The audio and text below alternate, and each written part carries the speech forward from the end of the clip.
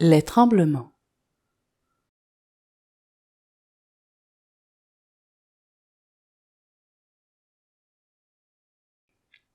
Tout d'abord, mettons vos connaissances à l'épreuve. Voici 4 patients de gérontopsychiatrie qui présentent des tremblements de nature différente. Paul, Estelle, Lionel et Fabienne. Commençons par Paul. De quel type de tremblement s'agit-il?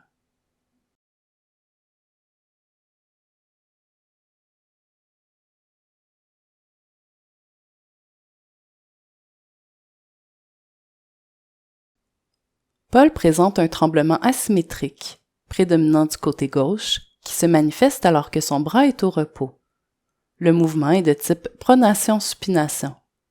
Paul a un tremblement que vous connaissez bien, c'est un tremblement parkinsonien qui, dans son cas, a été induit par la prise de neuroleptiques, la risperidone. À retenir, un tremblement symétrique vous oriente vers une étiologie médicamenteuse, mais l'inverse n'est pas vrai. La majorité des tremblements parkinsoniens se présentent de façon asymétrique, y compris lorsqu'ils sont secondaires à la médication. Passons à Estelle. De quel type de tremblement s'agit-il?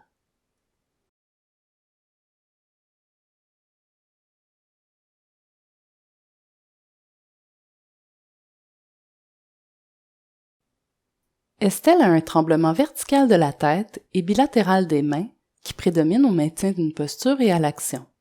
Le tremblement est un peu plus rapide que celui de Paul et le mouvement est de type flexion-extension. Estelle est atteinte d'un tremblement essentiel. C'est une condition que vous verrez aussi souvent car elle touche 5% des patients de 65 ans et plus. Lionel a un tremblement similaire à celui d'Estelle, mais induit par un médicament. Sauriez-vous deviner lequel?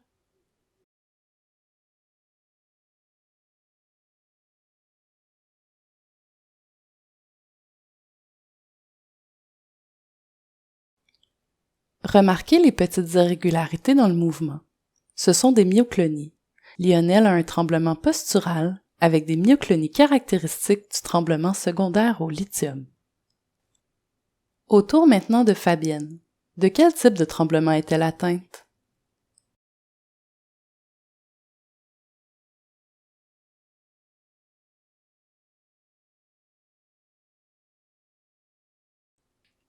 Fabienne a un tremblement plus sévère et invalidant.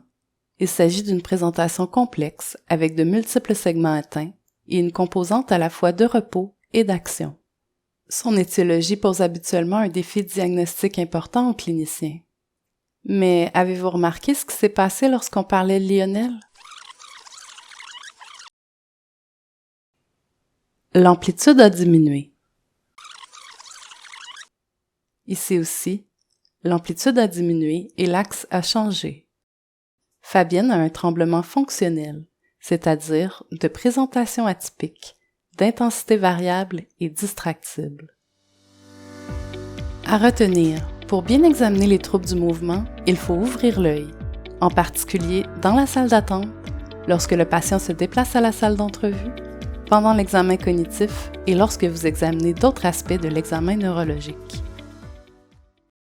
Si vous avez besoin de rafraîchir un peu vos connaissances, voici maintenant un peu de théorie.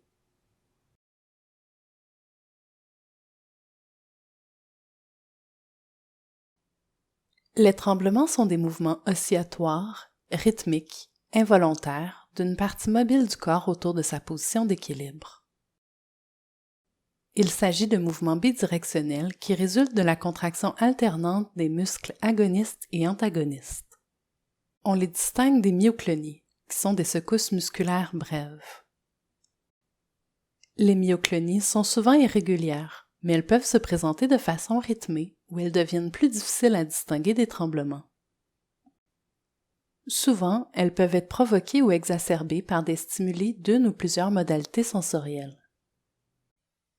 En psychiatrie, vous pourriez rencontrer des myoclonies principalement avec le lithium, la clozapine et en présence d'un syndrome sérotoninergique. Mais sachez qu'elles peuvent aussi être rencontrées à l'introduction ou au sevrage d'anticonvulsivants, de benzodiazépines, avec d'autres antipsychotiques typiques ou atypiques, les antidépresseurs tricycliques, les ISRS et ISRN, en particulier lorsqu'utilisés en combinaison. Les tremblements se distinguent également de l'astérixis, qu'on appelle aussi myoclonie négative, parce qu'il résulte d'une perte de tonus. Il s'agit d'une interruption brève de la contraction des muscles extenseurs. L'astérixis est davantage perceptible en position d'hyperextension. En psychiatrie, on voit l'astérixis dans l'intoxication à l'acide valproïque, mais vous pourriez également en rencontrer avec d'autres anticonvulsivants, comme la phénitoïne, la carbamazépine et le gabapentin, avec le lithium, la clozapine ainsi que les benzodiazépines et barbituriques. L'astérixis induit par la médication est habituellement bilatéral. Le tableau n'est pas nécessairement associé à une encéphalopathie hépatique ou à des anomalies électrolytiques, et il peut survenir à dose thérapeutique. On regroupe les tremblements en 3 catégories. Le tremblement de repos, qui se manifeste au repos, le tremblement postural ou d'attitude, qui survient au maintien d'une posture, et le tremblement d'intention, qui augmente à l'approche d'une cible. Le tremblement de repos fait partie de la triade du syndrome parkinsonien, avec la rigidité et l'akinésie, soit une lenteur et difficulté à initier les mouvements. Il se traduit habituellement par un mouvement de pronation-supination. Le mouvement d'émiettement est aussi très typique. Ils sont fréquemment observables lors de la marche. Le tremblement de repos peut aussi être responsable d'un syndrome du lapin. Classiquement, le tremblement de repos est majoré par le stress ou l'activation mentale et s'atténue, voire s'interrompt lors d'un mouvement volontaire. Une composante posturale peut être présente, typiquement de fréquence un peu plus rapide que la composante de repos, et l'amplitude peut être très variable d'un individu à l'autre. On peut parfois observer un délai de quelques secondes avant la reprise du tremblement. Ce phénomène est appelé réémergence. Le tremblement de repos est surtout observé dans la maladie de Parkinson et le parkinsonisme médicamenteux. Parmi les médicaments en cause, on retient principalement les neuroleptiques. Hormis la clozapine et peut-être la quetiapine, ils ont tous le potentiel de donner un syndrome parkinsonien. On retient également le lithium, les anticonvulsivants dont l'acide valproïque et de façon moindre les ISRS. D'autres conditions donnent des syndromes parkinsoniens dits atypiques, les atteintes vasculaires cérébrales, la maladie à corps de Lewy, la paralysie supranucléaire progressive, la dégénérescence cortico-basale et l'atrophie multisystémique. Ces conditions sont associées soit à moins de tremblements, soit à des tremblements plus irréguliers et d'action. Le tremblement postural ou tremblement d'attitude apparaît aussitôt au maintien d'une posture. Au niveau de la tête, il se présente par des mouvements verticaux. Au niveau des doigts et des mains, il s'agit habituellement d'un mouvement de type flexion-extension. Dans cette catégorie, on retrouve principalement le tremblement physiologique, le tremblement essentiel et le tremblement postural induit par la médication.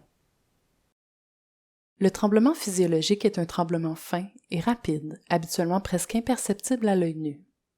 Il peut devenir plus marqué en présence de facteurs qui augmentent l'activité du système nerveux sympathique, comme l'anxiété, l'hyperthyroïdie, l'hypoglycémie, le sevrage d'alcool et plusieurs médicaments, comme les sympathicomimétiques et psychostimulants. Au contraire, l'alcool et les benzodiazépines diminuent ces tremblements. Beaucoup de médicaments peuvent provoquer un tremblement physiologique exagéré ou induire un tremblement postural. Parmi les psychotropes, on retrouve le lithium, les anticonvulsivants, en particulier l'acide valproïque, les antidépresseurs, dont les tricycliques ISRS et ISRN, et les antipsychotiques. Le tremblement d'intention est un mouvement ample, de basse fréquence, qui s'exacerbe à l'approche d'une cible visuellement guidée. On les appelle également tremblements ataxiques ou cérébelleux, puisqu'ils sont la manifestation d'une atteinte cérébelleuse ou d'une atteinte impliquant les projections vers le cervelet. Des lésions thalamiques, entre autres, peuvent donner ce tableau. Ils s'accompagnent habituellement de d'autres signes cérébelleux, comme la dysmétrie, une anomalie de la distance effectuée dans les mouvements, la dysrythmie, une perturbation du rythme qui affecte la fluidité du mouvement, l'hypotonie et la titubation, une oscillation de faible fréquence de la tête et du tronc. Le tremblement d'intention est à distinguer du tremblement terminal. Plus le membre s'éloigne du corps, plus la force antigravitaire exercée augmente. Par conséquent, les tremblements posturaux ont tendance à s'exacerber en fin de mouvement. C'est ce qu'on appelle le tremblement terminal. Le tremblement d'intention, lui, augmente à l'approche d'une cible, qu'elle soit proche ou éloignée. Dans le doute, il est utile de changer la direction du mouvement. En psychiatrie, on rencontre le plus souvent le tremblement d'intention avec le lithium et chez nos grands consommateurs d'alcool. Bien que l'alcool puisse améliorer le tremblement essentiel, il peut aussi causer un tremblement postural, un tremblement métabolique associé à l'atteinte hépatique et un tremblement lent associé à la dégénérescence cérébelleuse. D'autres caractéristiques peuvent être utiles pour départager le type de tremblement. La fréquence, par exemple, est plutôt lente dans le tremblement de repos, soit 3 à 6 Hz ou 3 à 6 cycles par seconde. Le tremblement postural est généralement plus rapide, soit 4 à 12 Hz. Le tremblement physiologique se retrouve à la limite supérieure, entre 8 et 12 Hz. Les tremblements cérébelleux sont les plus lents, entre 2 et 3 Hz. De façon générale, les tremblements chez les personnes âgées ont tendance à être plus lents et plus amples. Une autre caractéristique importante sont les segments affectés. Le tremblement parkinsonien est souvent asymétrique. Il affecte surtout la partie distale des membres, les lèvres ou le menton, plus rarement la tête, mais il n'y a pas de tremblement de la voix.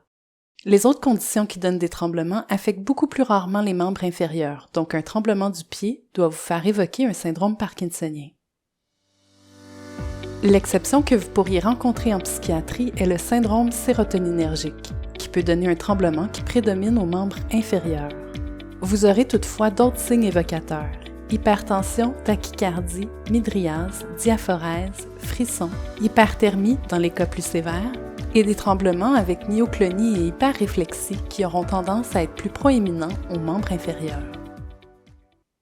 Le tremblement essentiel est plus souvent symétrique. Il affecte d'abord et surtout les membres supérieurs. La tête, le menton et les cordes vocales sont aussi souvent touchés. Les tremblements cérébelleux ont des localisations moins spécifiques et peuvent affecter le tronc, les membres et la tête. Passons maintenant à l'anamnèse. Paul a 76 ans. Il est suivi en gérontopsychiatrie depuis 3 mois, où il a été hospitalisé pour un épisode psychotique avec délire de persécution et de jalousie. Il n'avait jamais connu de problème psychiatrique auparavant. Sur le plan physique, il a pour antécédent une hypertension artérielle et un trouble neurocognitif majeur débutant d'étiologie vasculaire probable. Il prend de la risperidone 1,5 mg au coucher, de l'atorvastatine 10 mg par jour et de l'amlodipine 5 mg par jour. Paul raconte qu'il n'avait pas de tremblement avant. Tout a commencé quand il a dû être hospitalisé à cause de son voisin, nous dit-il, qui s'est mis à le persécuter. Il est bien convaincu qu'il entrait chez lui la nuit pour déplacer ses effets personnels, rien que pour l'embêter. Il est aussi persuadé qu'il courtisait sa femme, ce qui l'a mis dans tous ses états. Il s'est énervé et sa femme a appelé les ambulanciers. Paul a été hospitalisé en psychiatrie où on a débuté de la risperidone. Cela l'a beaucoup aidé. Paul est devenu moins inquiet. Il a retrouvé le sommeil et il a arrêté de s'en faire avec le voisin. Il a très bien toléré la médication et a pu rentrer chez lui. Ce n'est qu'environ 3 semaines plus tard que des tremblements ont été notés, d'abord remarqués par sa femme alors qu'il regardait la télé. Depuis, il se sent plus ralenti, non seulement dans ses gestes, mais aussi lorsqu'il essaie de se concentrer. Il remarque aussi qu'il a maintenant de la difficulté à sortir de sa voiture et à se retourner dans son lit la nuit. Il est moins adroit pour effectuer des gestes fins, comme pour boutonner ses vêtements. Il a tendance à s'étouffer en mangeant. Il a moins d'équilibre et a quelquefois failli perdre pied dans l'escalier. Son écriture a aussi changé, et son entourage constate qu'il parle moins fort. Dans une autre capsule, nous ferons la connaissance de Pierre, qui a une maladie de Parkinson. Pierre a exactement les mêmes symptômes que Paul, mais son histoire est différente. Les tremblements chez Pierre sont apparus de façon beaucoup plus progressive, sur plusieurs années. Et en rétrospective, on a pu identifier des signes de la maladie qui se sont présentés bien avant le début des symptômes moteurs. Tout a commencé par un trouble dépressif apparu alors qu'il avait 63 ans, lui qui pourtant n'avait jamais connu d'épisode dépressif auparavant. Il avait également une perte d'odorat et des changements dysautonomiques, de la constipation, des urgences mictionnelles et de l'hypotension orthostatique. Il a aussi un sommeil très agité. Sa conjointe a déjà reçu un coup alors qu'il rêvait qu'il était sur le point de remporter la Coupe du monde de tennis. À retenir, c'est avec la chronologie et la recherche de symptômes non moteurs qu'on distingue une maladie de Parkinson d'un syndrome parkinsonien induit par les neuroleptiques. Parmi ces symptômes, certains sont plus spécifiques. 70 à 90% des patients avec maladie de Parkinson présentent de l'hyposmie, contre 15% dans la population générale. Jusqu'à 80% des personnes atteintes d'un trouble du comportement en sommeil paradoxal développent plus tard une maladie de Parkinson, une maladie à corps de Lewy ou une atrophie multisystémique. Il faut savoir que les médicaments pouvant induire ou augmenter les symptômes parkinsoniens, même à faible dose, peuvent aggraver l'évolution de la maladie de Parkinson. C'est pourquoi les antipsychotiques autres que la quétiapine et la clozapine sont contre-indiqués chez ces patients. Donc, si la maladie psychiatrique le permet, la première étape est toujours de les diminuer et si possible de les cesser, pour leur permettre d'avoir une meilleure qualité de vie plus longtemps. Estelle a 83 ans. Elle a été référée en gérontopsychiatrie il y a 2 ans dans le contexte d'un trouble anxieux généralisé dont les symptômes se sont exacerbés au décès de son mari. Elle est en bonne santé par ailleurs, hormis ses tremblements qui sont présents depuis plusieurs années, comme en avaient son père et son grand-père paternel. Elle prend de la venlafaxine qui a été majorée jusqu'à 225 mg par jour. Cela a beaucoup amélioré le contrôle de son anxiété. Elle se sent moins irritable et tendue et elle a repris ses activités. Elle se sent toutefois incommodée par ses tremblements qui, au fil du temps, lui semblent de plus en plus importants. Estelle a des tremblements probablement depuis plus de 20 ans. En fait, il est difficile pour elle de préciser quand exactement ils ont commencé parce que les symptômes étaient très subtils au début. Ces tremblements ont commencé au niveau des mains et ont lentement progressé, impliquant maintenant aussi la tête depuis quelques années. Elle est incommodée lorsqu'elle mange, lorsqu'elle boit, lorsqu'elle transporte des liquides, lorsqu'elle écrit et lorsqu'elle chante à la chorale. Sa voix est chevrotante.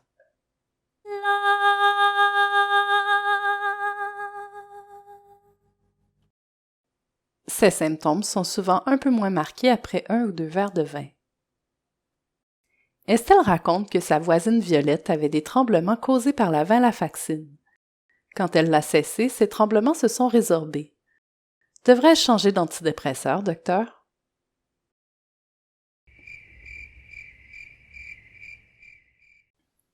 Lionel a 81 ans. Il a une hypertension artérielle, une hypothyroïdie et une maladie affective bipolaire de type 1. Il prend de la lévothyroxine 88 microgrammes, du ramipril 7,5 mg et du lithium 450 mg par jour. Lionel a connu au moins 2 épisodes dépressifs d'intensité sévère avec caractéristiques psychotiques et des idées suicidaires envahissantes pour lesquelles il a dû être hospitalisé dans les années 80. Il a aussi fait quelques épisodes de manie, aussi avec caractéristiques psychotiques dont le dernier remonte à l'an dernier, alors que le lithium avait dû être momentanément cessé dans le contexte d'une intoxication aiguë. C'était au moment de l'ajout du ramipril. La concentration de lithium a augmenté drastiquement et Lionel s'est retrouvé avec des diarrhées, puis un délirium, des tremblements grossiers, une hyperréflexie, de l'ataxie, un nystagmus et des troubles de l'élocution. Heureusement, la possibilité d'une intoxication aiguë au lithium avait été repérée et prise en charge rapidement. Lorsque Lionel a été référé pour la première fois en gérontopsychiatrie il y a 2 ans, il a présenté un tableau clinique similaire, mais plus insidieux, qui a été beaucoup plus long à se résorber. Il présentait un ralentissement des processus cognitifs, un tremblement postural et de repos bilatéral des mains, un syndrome parkinsonien et des chutes. C'est l'intoxication chronique. Avec l'âge, la capacité d'élimination du lithium diminue, et sans ajustement, le lithium s'accumule au niveau intracérébral où il atteint des concentrations toxiques. Le tableau s'est résolu plusieurs semaines après avoir baissé la dose. Le saviez-vous? Le lithium a une distribution pluricompartimentale. Une fois absorbé, il se répartit dans l'eau de l'organisme en moins de quelques heures, mais les échanges au niveau tissulaire se font beaucoup plus lentement. Par conséquent, l'atteinte observée lors d'une intoxication dépend surtout du mode d'installation. Ainsi, en intoxication aiguë, on observera surtout des tremblements et des symptômes périphériques, nausées, vomissements, diarrhée. Si l'intoxication est sévère, vous observerez alors de la confusion, une atteinte cérébelleuse et de l'irritabilité neuromusculaire qui peut évoluer vers un coma et le décès. En intoxication chronique, le lithium s'accumule sur plusieurs semaines dans les tissus où il entraîne des effets neurotoxiques qui ont tendance à être plus étendus et moins réversibles, en particulier au niveau des reins, de la thyroïde et du cerveau. Syndrome parkinsonien, hypothyroïdie, néphrite interstitielle, diabète insipide, insuffisance rénale. L'accumulation du lithium dans les tissus fait en sorte qu'on retrouve des tableaux d'intoxication à des dosages beaucoup moins élevés. Sachez que les patients en intoxication chronique sont beaucoup plus à risque d'intoxication aiguë. Il n'est donc pas si rare de voir des intoxications aiguës sur chroniques, avec un mélange de tous ces symptômes. Certains patients restent avec des séquelles neurologiques permanentes, en particulier si l'intoxication perdure depuis plusieurs semaines. Dans la majorité des cas, il s'agit d'anomalies cérébelleuses persistantes, ataxie, dysarthrie et dysmétrie. Aujourd'hui, toutefois, Lionel se porte bien, hormis ses tremblements qui sont un peu plus marqués dernièrement. Il ne présente pas de symptômes dépressifs ni maniaques. Il vient d'emménager en résidence, ce qui lui a permis d'améliorer ses habitudes de vie puisqu'on lui sert ses médicaments régulièrement et des repas plus santé. La résidente lui explique qu'il n'est pas si rare que la concentration sérique de lithium augmente lorsqu'on emménage en résidence, puisque l'observance à la médication devient plus assidue et qu'on y sert souvent des diètes hyposodées. Ainsi, un nouveau dosage de lithium sera demandé. Fabienne a 69 ans. Elle a été référée en gérontopsychiatrie par son médecin de famille pour des plaintes somatiques diverses, des douleurs abdominales, des sensations de faiblesse et d'étourdissement et des tremblements. À chaque fois, les investigations se sont avérées négatives. Avec cette patiente, la résidente a pris soin de bien creuser l'histoire longitudinale, à la recherche de facteurs de risque, d'indices de fragilité de la personnalité et des difficultés d'adaptation au long cours. On retient ici une histoire de traumatisme et d'abus dans l'enfance, des relations interpersonnelles houleuses et instables, des périodes fréquentes d'arrêt de travail, ainsi qu'une histoire de litige qui perdure depuis des années avec son assureur. L'histoire longitudinale a également permis ici de confirmer un diagnostic de trouble de la personnalité du groupe B, avec une grande intensité émotionnelle, une immaturité affective et de l'impulsivité. Fabienne a des tremblements depuis l'âge de 52 ans. Ils ont commencé subitement et étaient d'une intensité telle qu'elle a dû précipiter son départ à la retraite. Il faut aussi dire qu'elle vivait à l'époque des stress importants. Elle avait été réaffectée de poste au travail et vivait des conflits avec ses supérieurs. Fabienne a connu des périodes de rémission spontanée, dont il y a 2 ans, où elle a eu un coup de foudre pour un nouveau venu à la résidence, Normand. Mais il y a peu de temps, Normand l'a laissé tomber. Elle en parle comme si de rien n'était, mais en réalité, c'est un événement très douloureux qui fait écho avec son vécu d'abandon dans l'enfance. Fabienne ne fait pas nécessairement le lien entre cette tristesse et les tremblements qui sont devenus plus importants récemment. Fabienne présente donc des difficultés de mentalisation. Il s'agit là d'une cible intéressante à travailler en psychothérapie. Passons maintenant à l'examen physique. Dans la salle d'attente, Paul a pris appui pour se lever de sa chaise. Il présente une hésitation avant d'amorcer la marche, engendrée par une difficulté à initier les mouvements. Remarquez sa posture, le dos voûté, la décomposition du pivot en changeant de direction, la tendance à la festination, la longueur de pas diminuée et la diminution du ballon des bras plus marquée du côté gauche. En entrevue, on remarque une hypophonie, une diminution de l'expressivité faciale, une diminution du clignement des yeux, un ralentissement et une pauvreté des mouvements spontanés.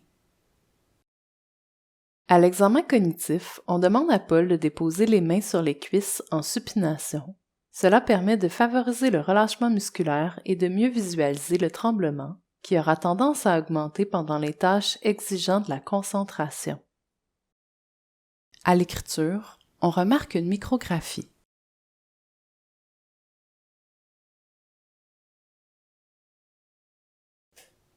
À l'examen neurologique, on effectue la manœuvre des bras tendus. Le tremblement disparaît. Chez certains patients, on pourrait aussi observer un tremblement réémergent.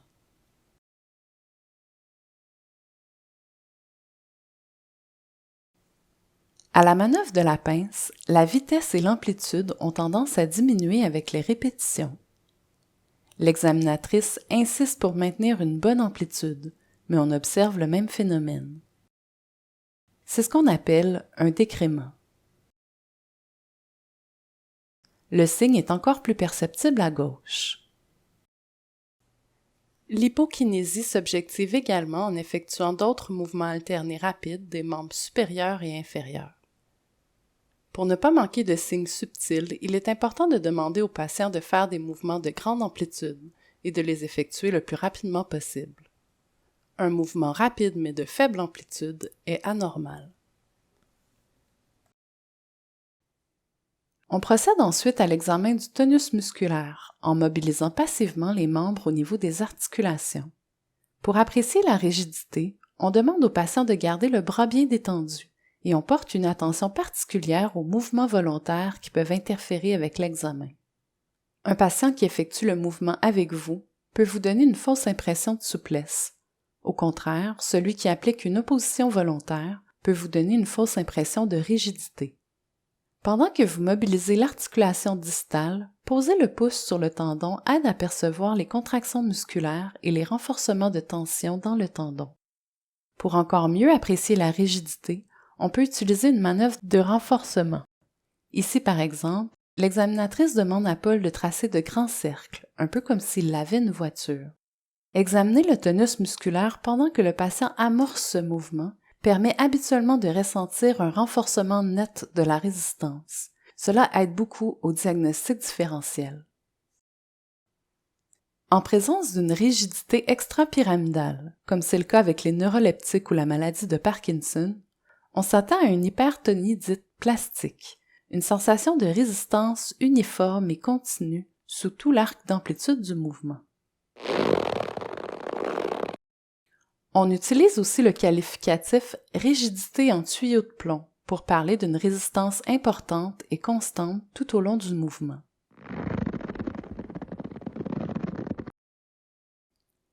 Ces hypertonies s'accompagnent ou non d'une sensation surajoutée de saccades successives régulières, un peu comme si l'articulation était remplacée par une roue dentée. Ce phénomène est l'expression de mécanismes trémorogènes, davantage que l'expression de la rigidité en elle-même. Le différentiel est à faire avec la spasticité, qui résulte de lésions ou de maladies affectant le faisceau pyramidal, impliqué dans la motricité volontaire. Par exemple, les accidents cérébrovasculaires, les traumatismes crâniens, les compressions médulaires et la sclérose en plaques peuvent donner ce type d'atteinte. La spasticité donne davantage une impression d'élasticité dans la résistance. La résistance tend à être plus importante lorsque le mouvement passif est rapide et moins lorsqu'il est lent. Elle tend également à être plus importante aux extrémités de l'arc du mouvement. Et le membre tend à revenir à sa position initiale lorsqu'on le relâche. La résistance initiale lorsqu'on applique une force sur le membre peut également céder soudainement. Cette sensation de saisie spastique et de relaxation est connue sous le nom de rigidité en lame de canif. La spasticité s'accompagne aussi normalement d'une hyperréflexie. Vous pourriez également rencontrer de la paratonie, habituellement associée aux troubles neurocognitifs majeurs qui affectent les fonctions frontales. Il s'agit d'une résistance plus active du patient au mouvement de ses membres, une résistance qui paraît presque volontaire. La résistance est beaucoup plus inconsistante. On peut percevoir des augmentations ou des pertes soudaines de tonus qui augmentent ou diminuent l'aisance du mouvement, un peu comme une roue dentée, mais à un rythme plus irrégulier.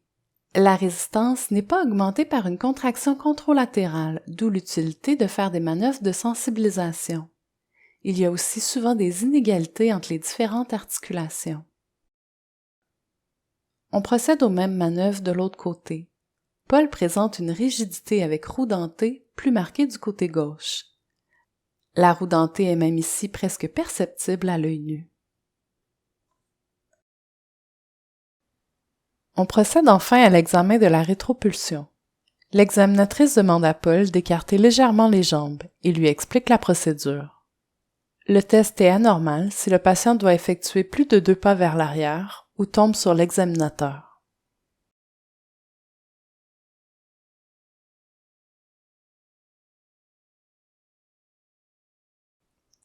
Examinons à présent Estelle.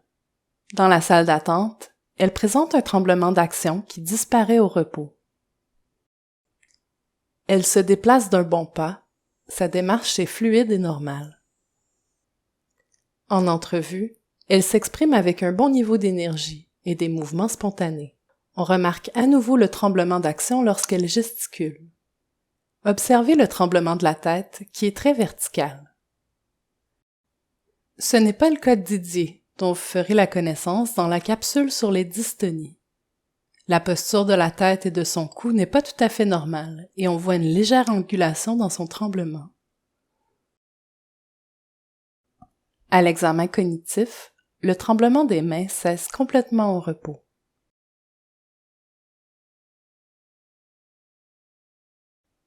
Mais elle tremble à la tâche d'écriture.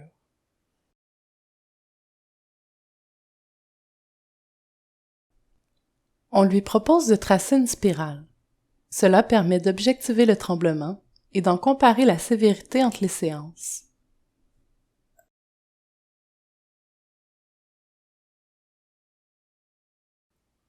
À l'épreuve des bras tendus, le tremblement débute dès qu'elle initie le mouvement. On lui demande de changer lentement de position pour que les pouces, puis les paumes, tendent vers le plafond. Son tremblement demeure le même.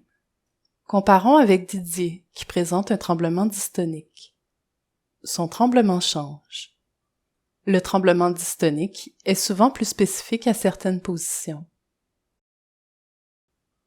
La manœuvre du doigt-nez permet aussi de mettre en évidence le tremblement d'action.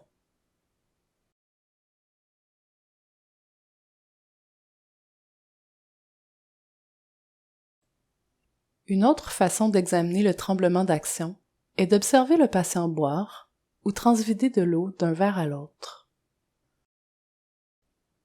On peut également évaluer le tremblement de sa voix en lui demandant de soutenir une voyelle. Ah, ah.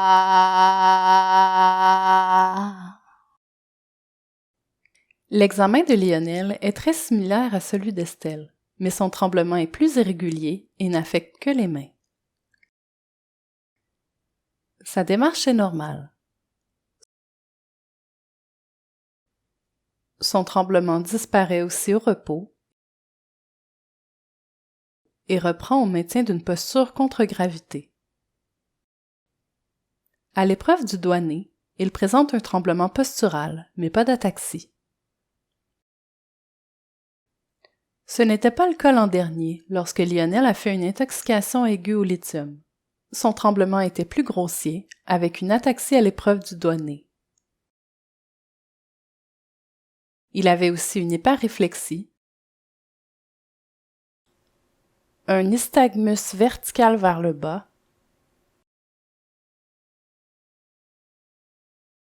et une ataxie à la marche, avec un polygone de sustentation élargi.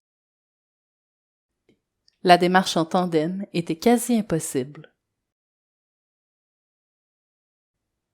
En intoxication chronique, le tremblement n'était pas aussi spectaculaire, mais il avait un tremblement au repos, accompagné d'une démarche parkinsonienne. Il avait aussi de la rigidité avec roue dentée et une instabilité posturale marquée, entraînant des chutes. Aujourd'hui, Lionel est un peu plus incommodé par son tremblement, mais il est bien heureux que son lithium n'affecte pas sa mobilité. Examinons enfin Fabienne. Portez attention à la variabilité de son tremblement. On observe des changements d'axe, d'amplitude et de fréquence. Notez la distractibilité. Le tremblement s'accroît lorsqu'on y prête attention et s'atténue momentanément lorsque l'attention est dirigée ailleurs. Remarquez aussi la combinaison inhabituelle de tremblements de repos et d'action, et que son tremblement épargne les doigts.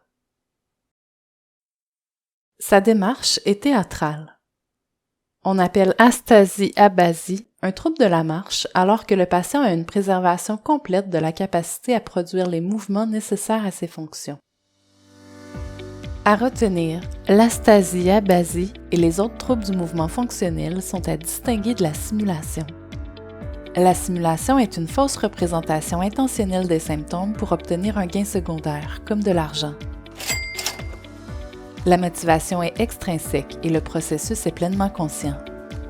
À l'autre extrême du pôle, vous avez le trouble de conversion, un processus très inconscient où les émotions ou conflits internes s'expriment par le corps et se traduisent en symptômes physiques. Entre les deux, vous avez le trouble factice, où le patient prend un rôle de malade pour combler des besoins internes et primaires, comme une carence affective. Il est aussi intéressant de savoir que certaines atteintes neurologiques de haut niveau, par exemple des atteintes cérébrales frontales ou pariétales, peuvent donner des présentations similaires qui laissent vraiment une impression de théâtralité ou d'amplification psychogène. À l'examen physique, vous pourriez aussi avoir une collaboration partielle ou une incapacité à effectuer des tâches simples.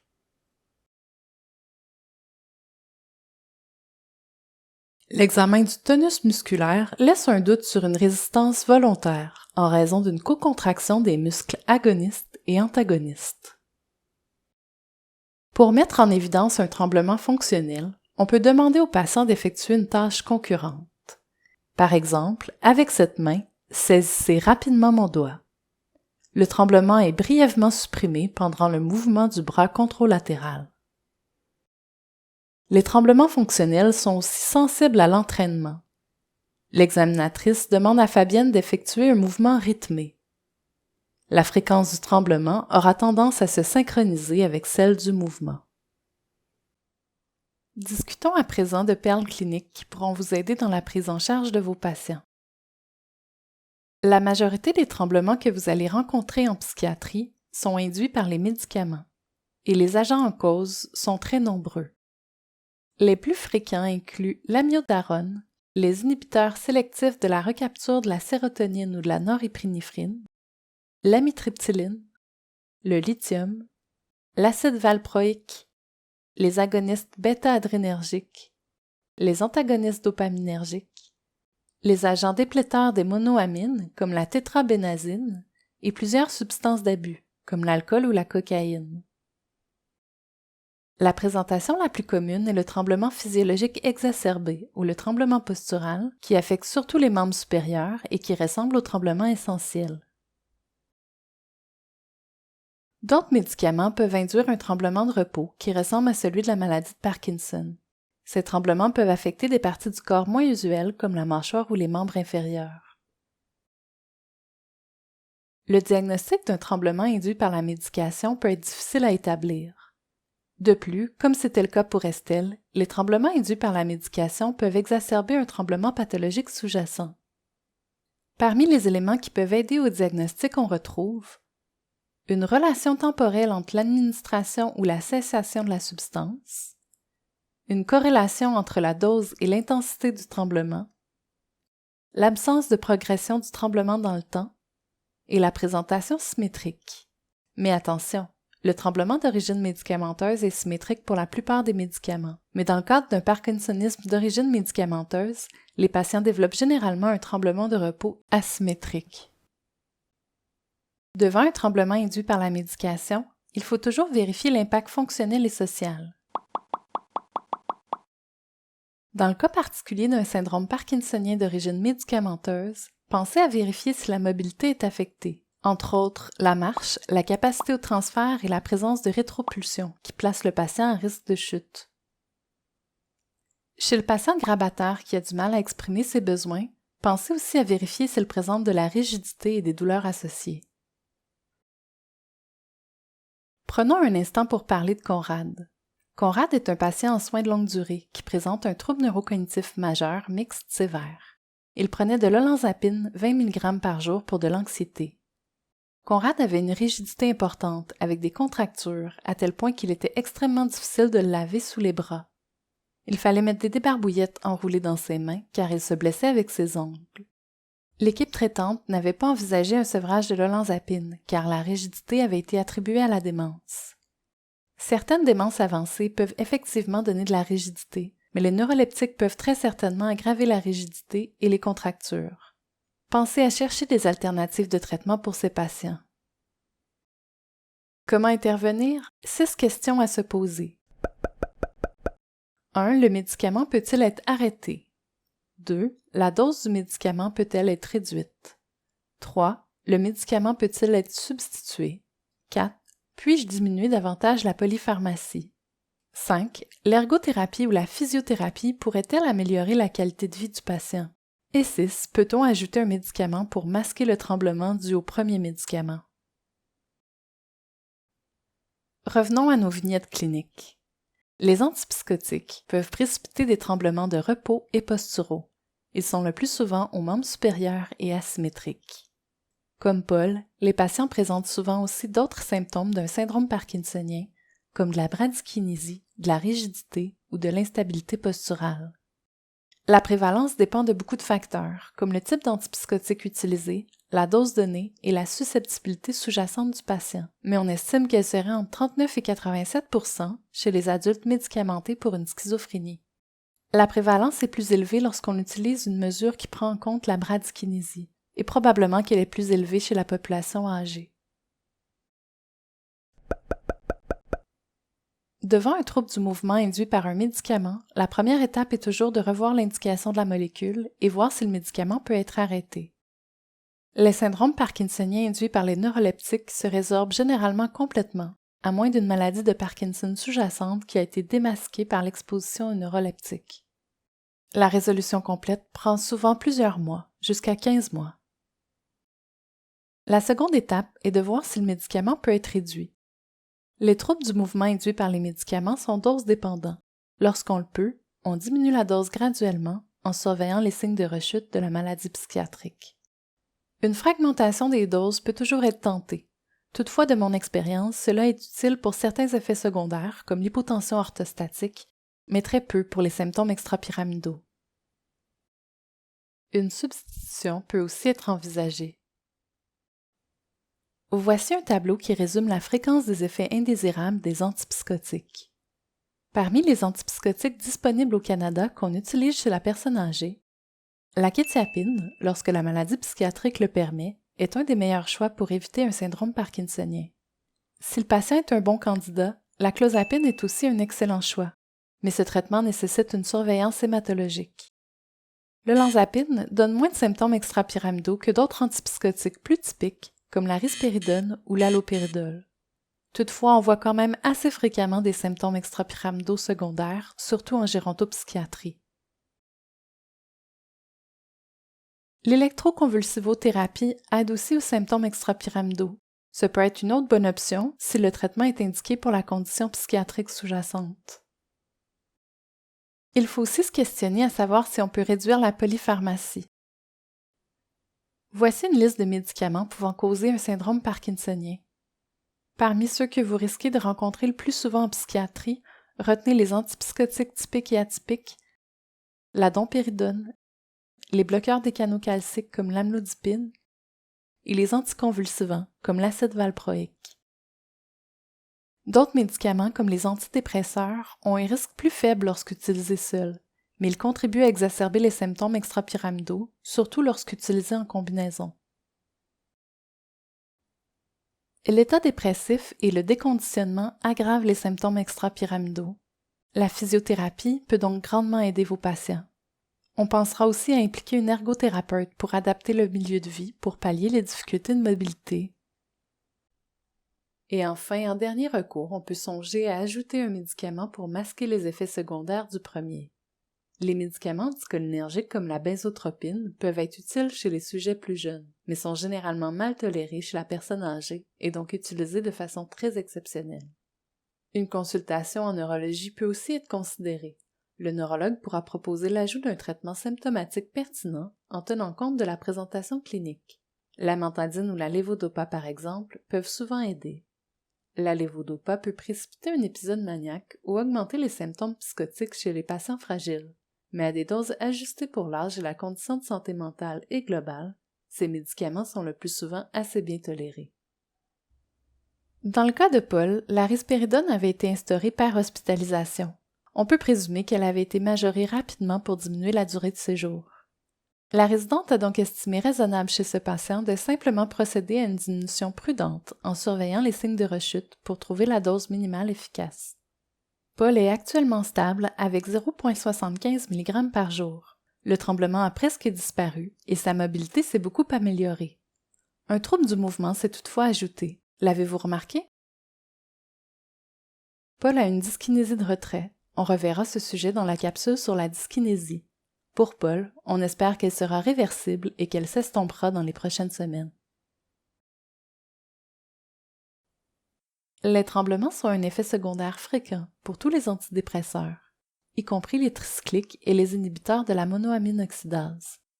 Pour les inhibiteurs sélectifs de la recapture de la sérotonine, la prévalence estimée est de 20%. Comme c'est le cas pour Estelle, les antidépresseurs peuvent aussi exacerber un tremblement pathologique sous-jacent. Il s'agit le plus souvent d'un tremblement postural symétrique assez rapide, entre 6 et 12 Hz. Des tremblements isolés du menton et de la mâchoire ont également été rapportés. Ils apparaissent généralement 1 à 2 mois après le début du traitement. Ils disparaissent souvent à l'intérieur d'1 mois après discontinuation du traitement, mais peuvent perdurer plusieurs semaines chez certains patients. Des tremblements peuvent également survenir au sevrage de ces molécules, surtout avec la fluvoxamine, la paroxétine et la venlafaxine. Ces tremblements au sevrage débutent les jours suivant la discontinuation et perdurent quelques semaines. Pour le tremblement postural induit par les antidépresseurs, on peut en premier lieu se permettre d'attendre, parce que parfois, il s'estompe avec le temps. On vérifie si la molécule est toujours indiquée. On envisage la possibilité de le diminuer ou de le substituer. Il existe peu de données comparant la propension des différents antidépresseurs à causer un tremblement.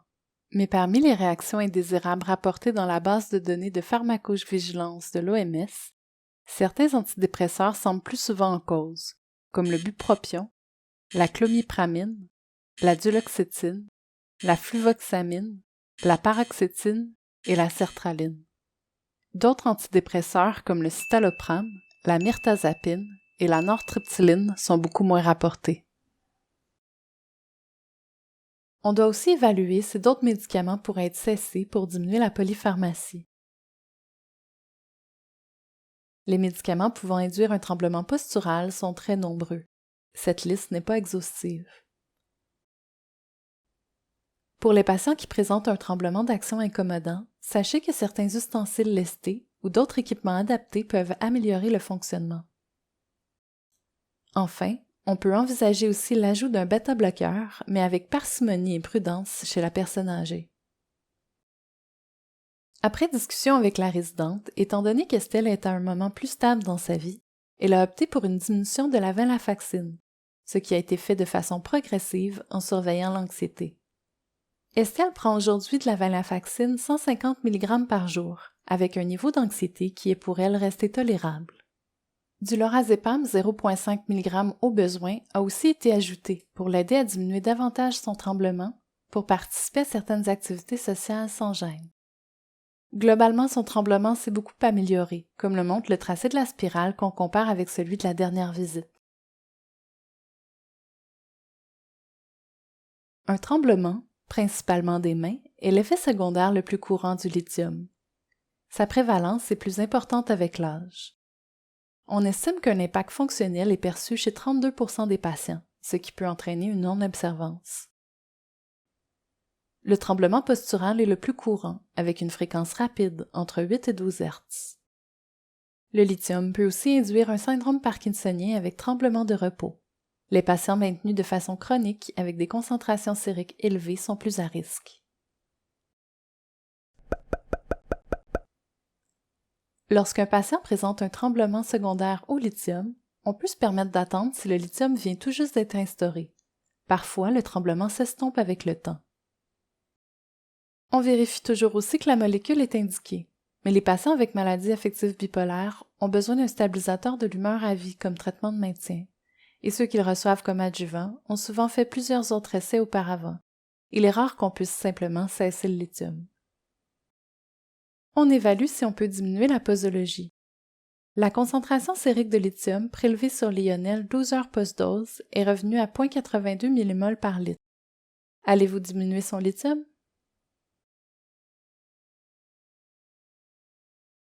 La concentration sérique de lithium doit toujours être interprétée à la lumière de la réponse au traitement, des effets indésirables et des facteurs de risque de toxicité. Chaque fois que la maladie le permet, on préconise des concentrations près de la limite inférieure de la fenêtre thérapeutique. La fourchette de concentration sérique de lithium qui confère le moins d'effets indésirables chez la personne âgée en traitement de maintien se situe entre 0,4 et 0,6 mmol par litre. Mais certains patients auront besoin d'une concentration plus élevée, jusqu'à 1 mmol par litre pour éviter les rechutes. D'autres patients connaîtront des effets indésirables, voire même des signes d'intoxication à des concentrations très basses. L'idéal est d'individualiser le traitement. Les concentrations sériques antérieures et les circonstances dans lesquelles sont survenus les épisodes de rechute ou les effets secondaires pourront vous aider à déterminer la concentration à cibler. Le saviez-vous? Votre examen clinique est un meilleur indicateur de toxicité que le dosage sérique. L'élimination intracérébrale du lithium nécessite le transport actif de canaux sodiques qui deviennent moins efficaces avec le vieillissement. Par conséquent, la concentration intracérébrale de lithium devient plus importante qu'en périphérie, pouvant représenter jusqu'à 2 fois la lithémie mesurée. Puisque les échanges entre ce compartiment et le plasma se font très lentement, il est également possible de voir des présentations de neurotoxicité retardées. Avec l'âge, la concentration sérique de lithium devient donc un indicateur beaucoup moins fiable des niveaux thérapeutiques et neurotoxiques. La surveillance de l'innocuité, surtout chez le sujet âgé, devrait donc davantage reposer sur l'évaluation clinique. Cela étant dit, il demeure important d'effectuer des dosages réguliers du lithium pour repérer les fluctuations et éviter les niveaux toxiques. Le dosage de lithium intra-érythrocytaire peut aussi s'avérer utile, car il est plus représentatif de la concentration intracérébrale. Dans le cas de Lionel, on sait qu'il a connu une période d'euthymie alors qu'il était maintenu à des concentrations plus basses, autour de 0,7 mmol par litre. Aussi, il a des tremblements plus importants sans qu'on ait changé la dose. C'est le signe d'une concentration sérique augmentée et il est effectivement indiqué de diminuer la posologie. Chez certains patients qui tolèrent moins bien le lithium, on pourrait envisager une substitution, mais la prudence est de mise.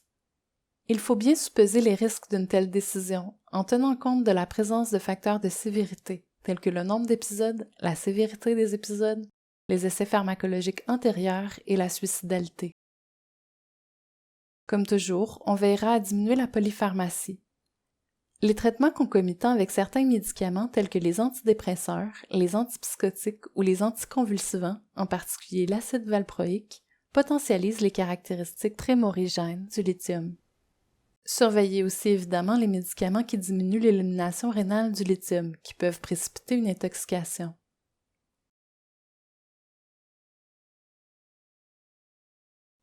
Et enfin, chez les patients souvent plus jeunes qui peuvent le tolérer, certains médicaments peuvent être utiles pour diminuer les tremblements secondaires au lithium, comme les bêta-bloqueurs, par exemple le propranolol.